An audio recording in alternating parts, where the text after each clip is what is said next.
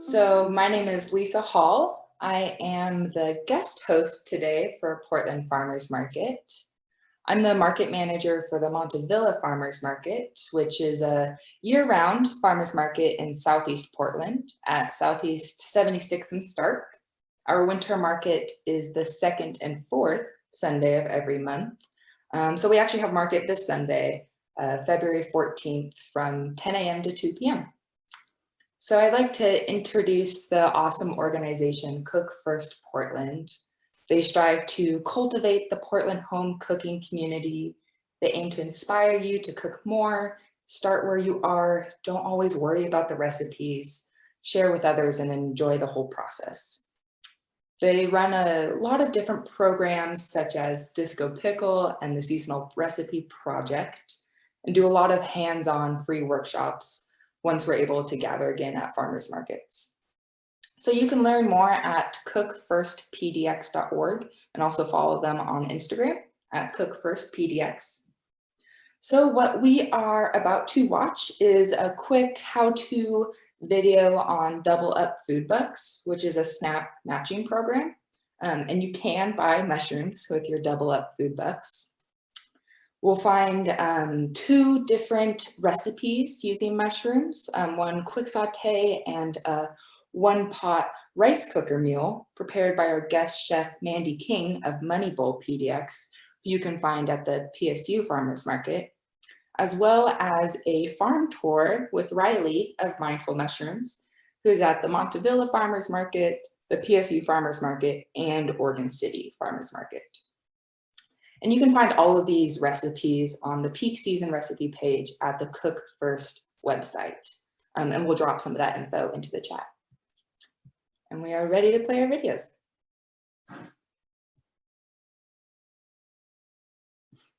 Maybe. No.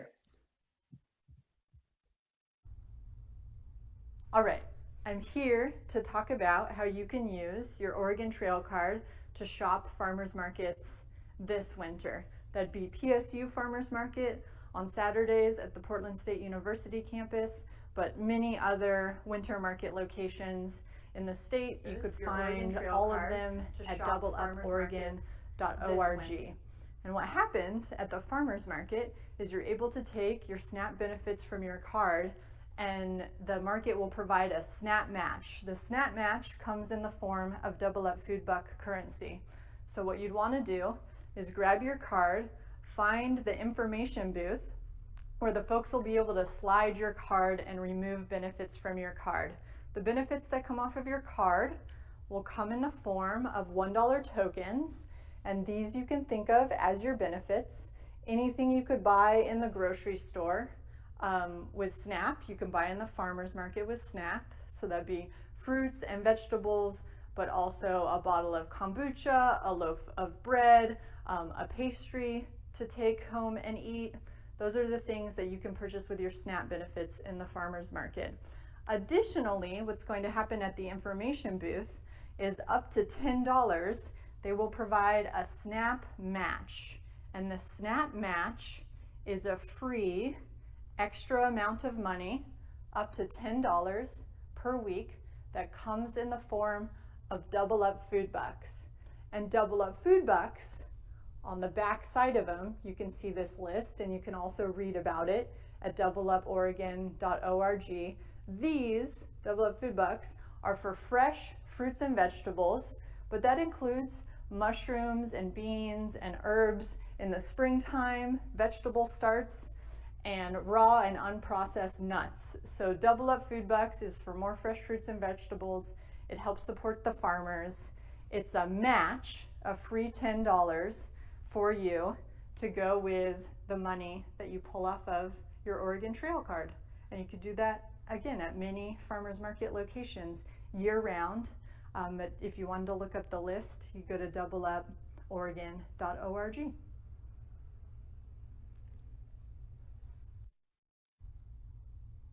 All right, I'm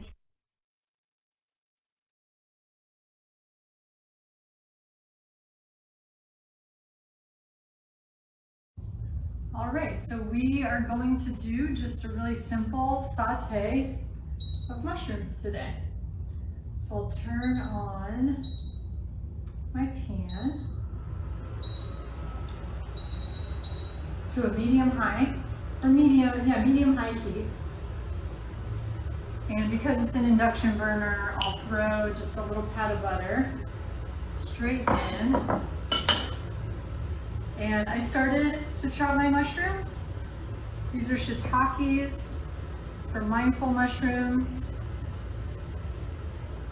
I'm gonna finish slicing a couple more, you know, keeping their shape, but nice little maybe like 1/4 inch slices. While my butter melts, it happens just about that quick. Let me chop one more.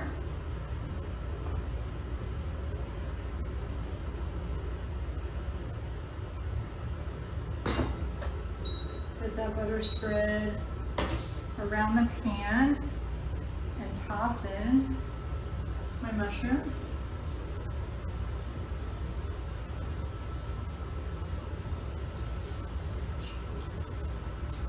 Get them all coated in some butter.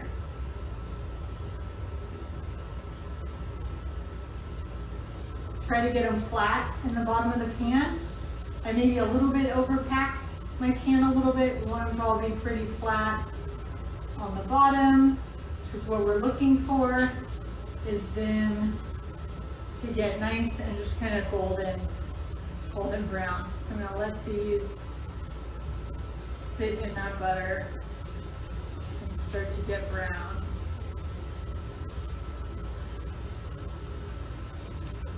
And this is a technique you can do with different mushrooms. You could use oil instead of butter if you wanted. I was taught using butter, so that's what I tend to use.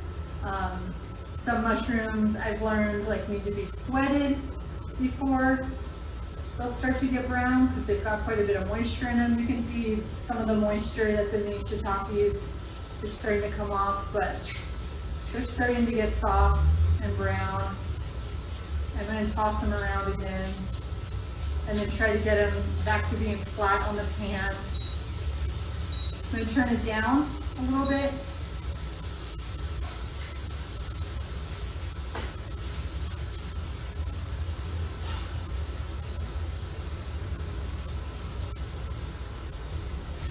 Get them flat in the pan and we'll just let them keep browning. Moving them around as needed if different parts of the pan are hotter than others is something I'm experiencing right now. So I'm keeping them moving and rotating. But we're looking for them to get nice and golden brown, browned in that butter.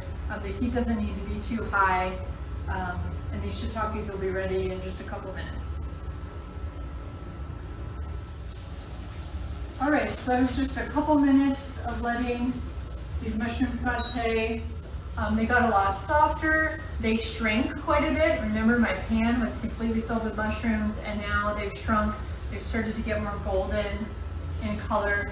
I could have added a little bit more butter, maybe, but I had a bite before I pulled them off the heat, and these are ready to eat. To be so sauteed mushrooms. Great to add to eggs, put on top of a grain, whatever your favorite grain is, a piece of toast, on steak, right? It can be another side dish to accompany greens. There are all sorts of ways that you can just incorporate more mushrooms quickly sauteed into the meals that you're probably already making at home. I use salted butter, so they're good to go. They're nice and seasoned.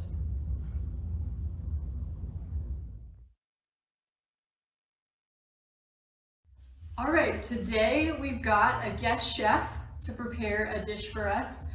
Chef Mandy King is joining us. Mandy owns and runs Money Bowl, which is a longtime Portland Farmers Market vendor. You can find her weekly at PSU Farmers Market, and she's here today to share a wonderful dish with us. I'll let her introduce herself and what she's making today. Thank you, Mandy, for joining us.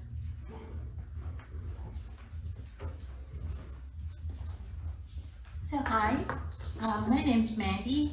I was the vendor at the PSU Farmers Market every Saturday. So today I want to show people Chinese food. So this dish is easy and good with people who go to work or students at the college. It's super easy to make. Let's start it. Now we make some sauce first. It's 1 tablespoon the cooking wine,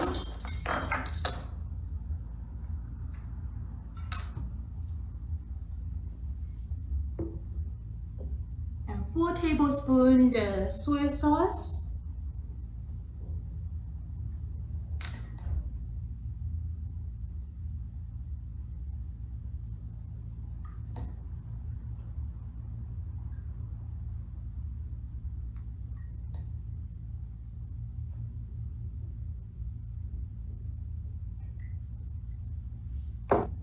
What's this sauce, Mandy? it's the oyster sauce. Oyster sauce. Yes, but I have to open it. And where do you shop for oyster sauce? So oyster sauce, all the Asian grocery store, they all has it. So they have another one, it's green. So it's more like no MSG stuff, and like it's more clean.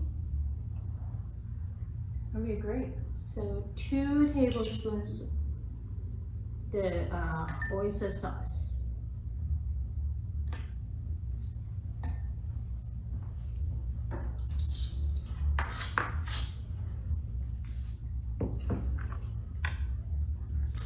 So we have to well mix in, and later when we clean the all the rice, then we can mix in with the rice. So now we can put that aside. So today we have some already chopped carrot and corn and peas and the shiitake mushrooms. So if you use dry mushroom, please cut the things off. And if you use the fresh one, you can use the steam. Because the dry mushroom, the steam is hard to chew, so I recommend that you not use the steam.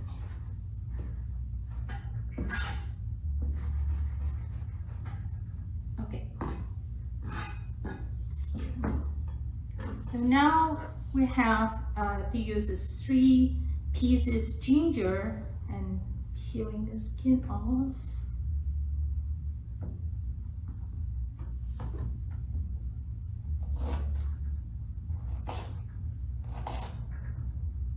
This piece is too small, we need a big one. Okay. So here has a sausage. So I already cut some, but so one more to cut. This sausage is from China, and they have a little bit of fat in the sausage. So when you cook the sausage, so the pork fat will turn into the rice, will make the taste better. And that's another item you could pick up at an Asian grocery store? Yes. Awesome. And if you were shopping the farmer's market, could you use a sausage from there, or is there? I'm sure there's something very unique about this sausage, but could you replace it?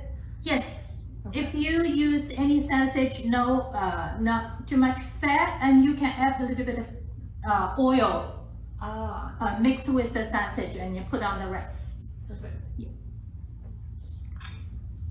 So now here we have to cut some scallions.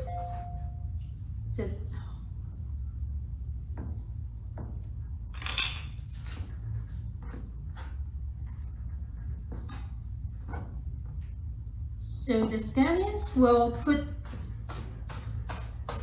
on the rice and they are finished.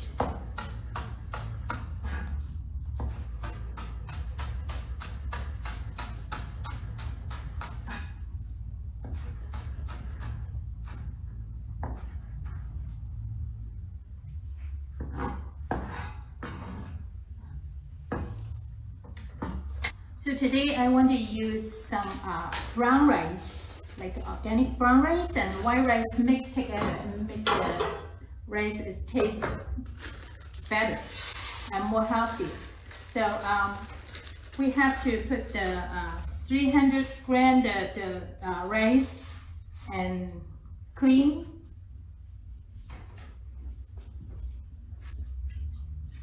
And Mandy, can you tell us about like rinsing rice? How many rinses it needs, why we're doing this? Because the rice is has a little bit like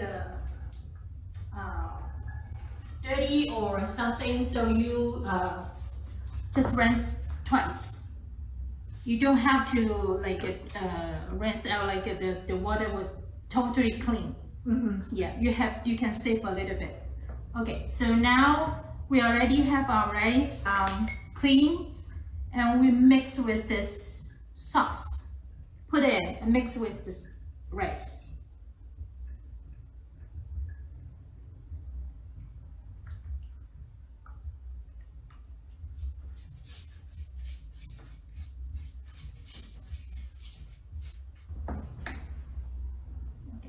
Now we're ready to put all the vegetable on into the rice. Okay.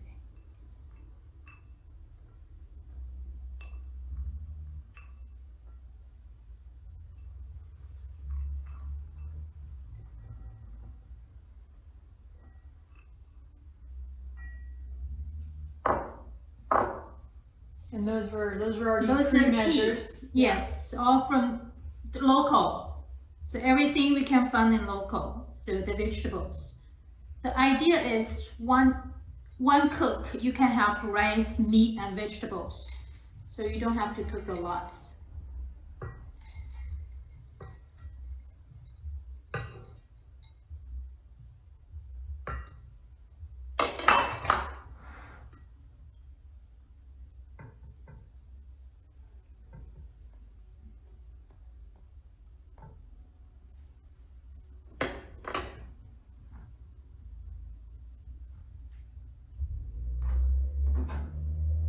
So now we put the mushroom in.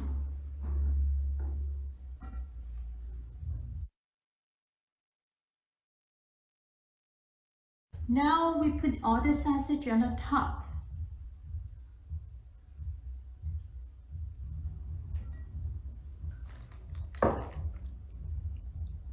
So don't forget the 3 pieces of ginger on top of the sausage. Okay, so when we use the dry mushroom, we have the soaking water. We also can use the soaking water to cook the rice. It's more flavorful, but don't forget the bottom, we can use it.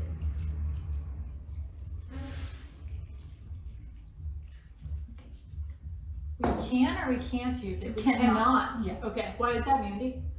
Because the mushroom dry and they have a little bit dusty or something when you soak them, so don't use the bottom. There's so, like a little bit of debris in the bottom. Yeah. Okay. So all the water just covered everything on the top, just a little bit over.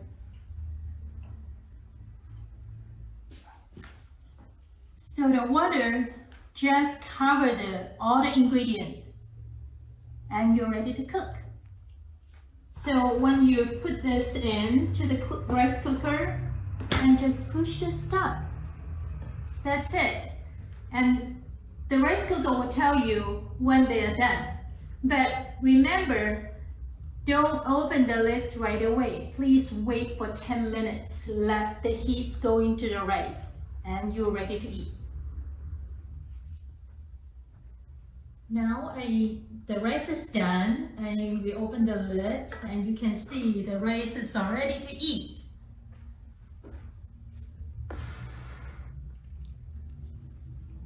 So then we can mix in.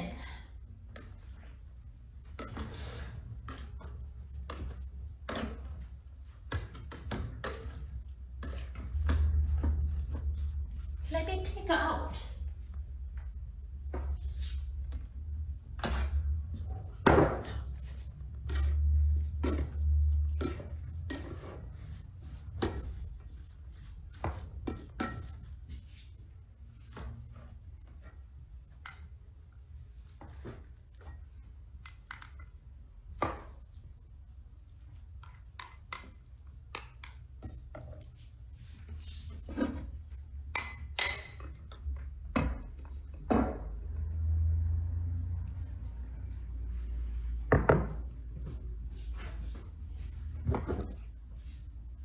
Then we put the scallions,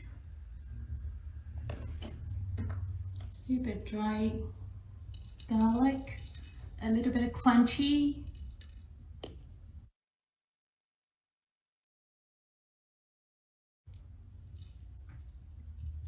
Okay, now ready to eat.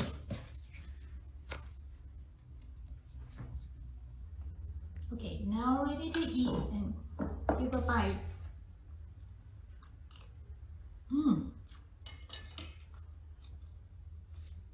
Good.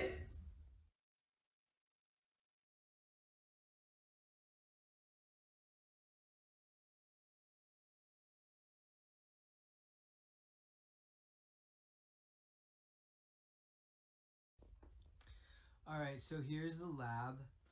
This is where we do all of our inoculations, our culture work, agar work, any sort of isolating genetics from cloning mushrooms is all done here.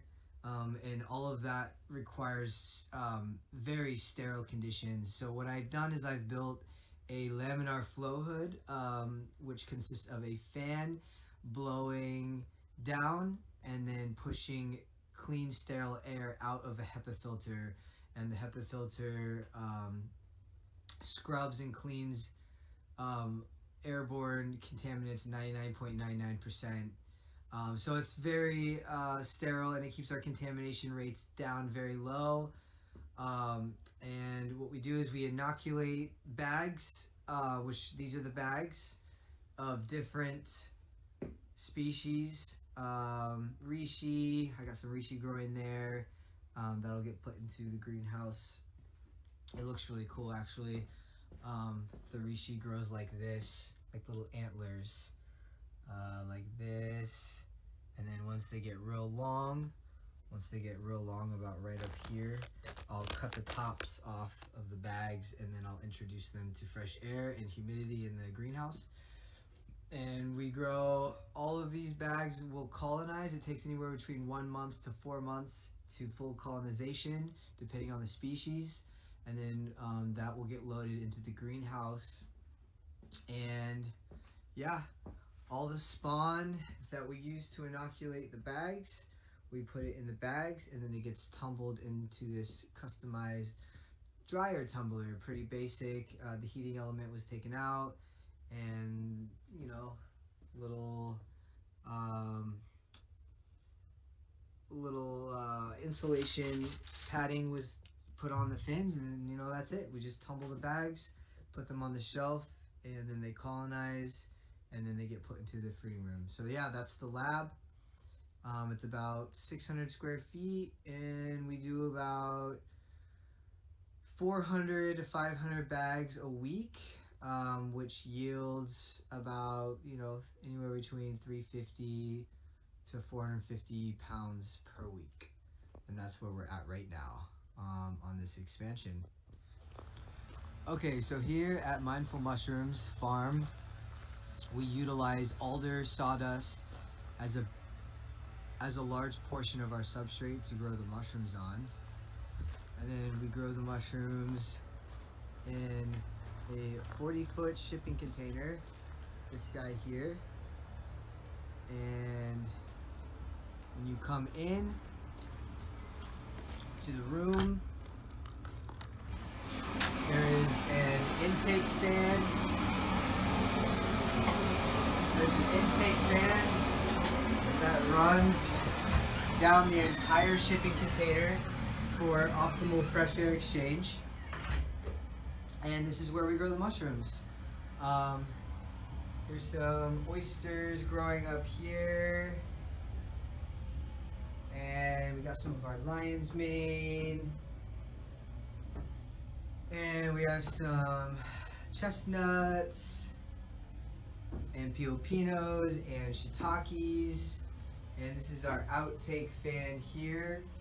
And this whole shipping container is connected to a high pressure misting system that runs all along both sides, which gives the room about 90 to 95% humidity. You also want optimal fresh air exchange, so it is a constant, balancing act of getting enough fresh air exchange and enough humidity at the same time. Hey, my name is Riley with Mindful Mushrooms. Today we are making a dish by roasting some mushrooms. One of our favorite ways to make them is by chopping them up into chunks and then putting them in the pan, mixing it with some olive oil, some herbs, some salt, some pepper, and then you put your oven at 400 degrees, and then you put it in there for about 15 to 20 minutes, flip halfway through, and then you got yourself some really beautiful roasted mushrooms. Right here I have shiitake. Shiitake is an umami, buttery, garlicky flavored mushroom. Very healthy. It's one of the only alkaline mushrooms, so the more we eat, the more alkaline our body is, and bacteria, viruses cannot thrive in alkaline environments. So it's a really good mushroom for your immune system. And then I also have piopinos here as well. Piopinos have like a crunch-like texture, and a nutty, almost sweet flavor, so it's a really nice additive to a meal if you want to give it some crunch.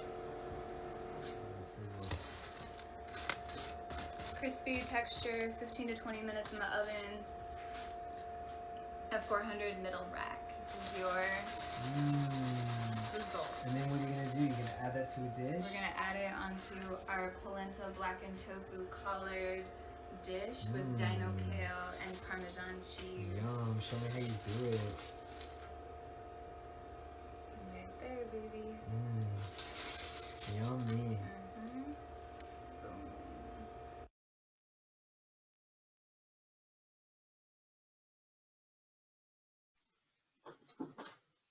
All right, that was pretty rad. Lisa, you had some post-video words for us? Yeah, I just wanted to offer another way to cook mushrooms. I spend way too much money on mushrooms every week at the farmer's market, to be honest.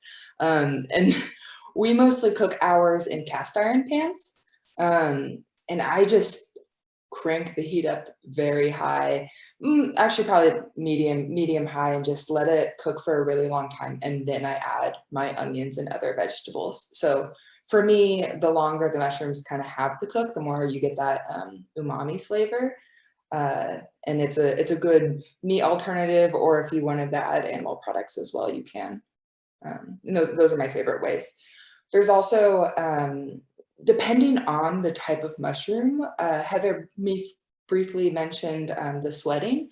And so I call it, you have to dry saute some of the more, especially wild type of mushrooms, that they have a lot of moisture in them. So like chanterelles are a big popular mushroom that you can find out at a farmer's market.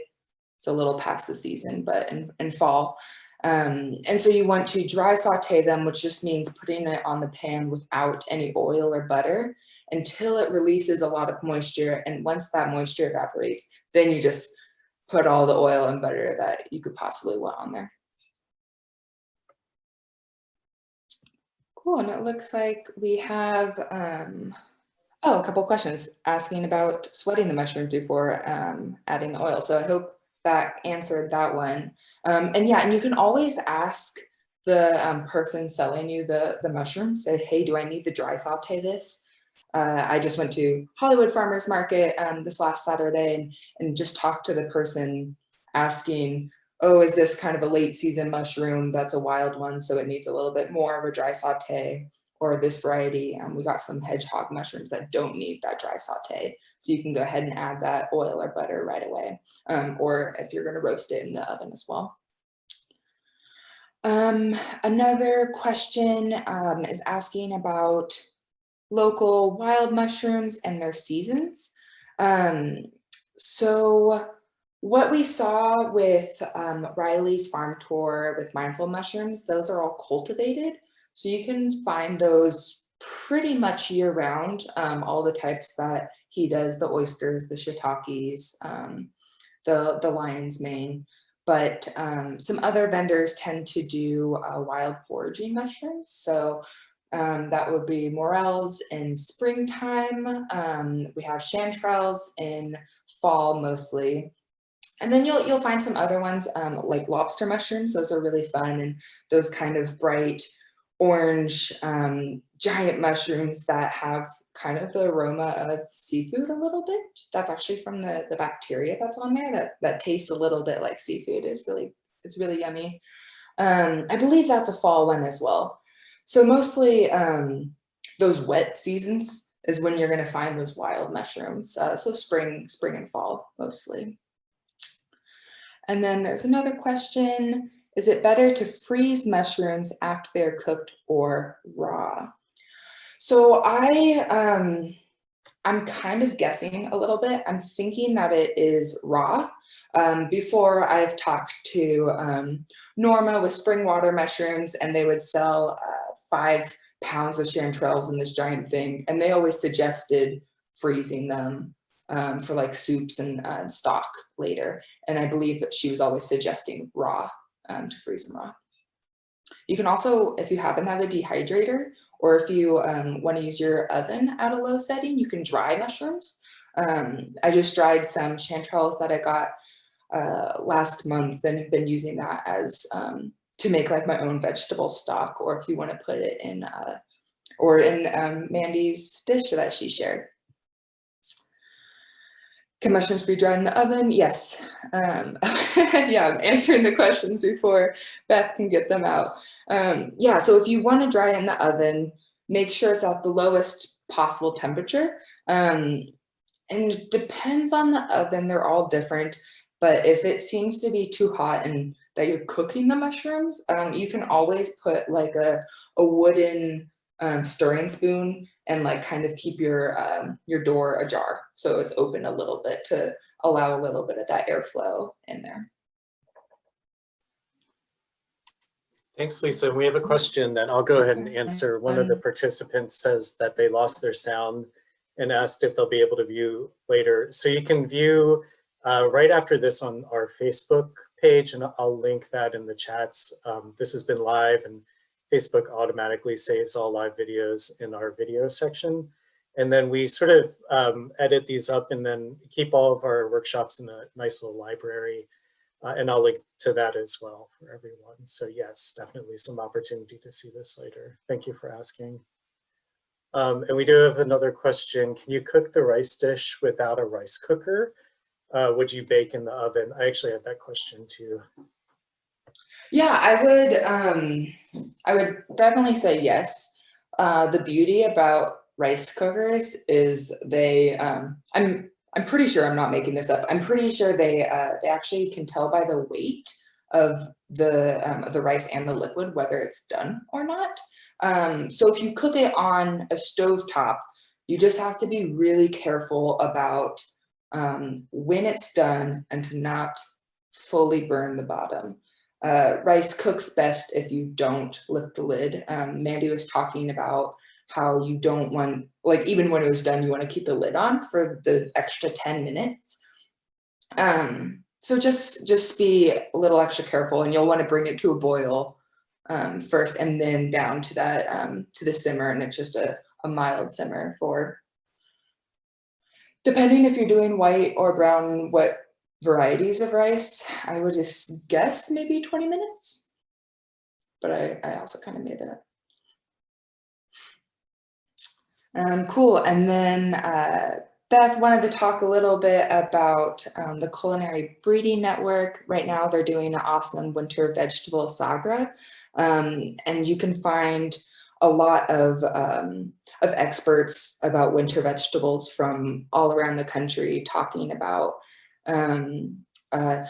I think they've done 5 different vegetables so far, and it's going to be going on through March. So if you look up the Culinary Breeding Network, the Eat Winter Vegetables series, they're all on YouTube, and you can go back and watch them. And there's a lot of great recipes and some really good scientific knowledge too about different vegetables.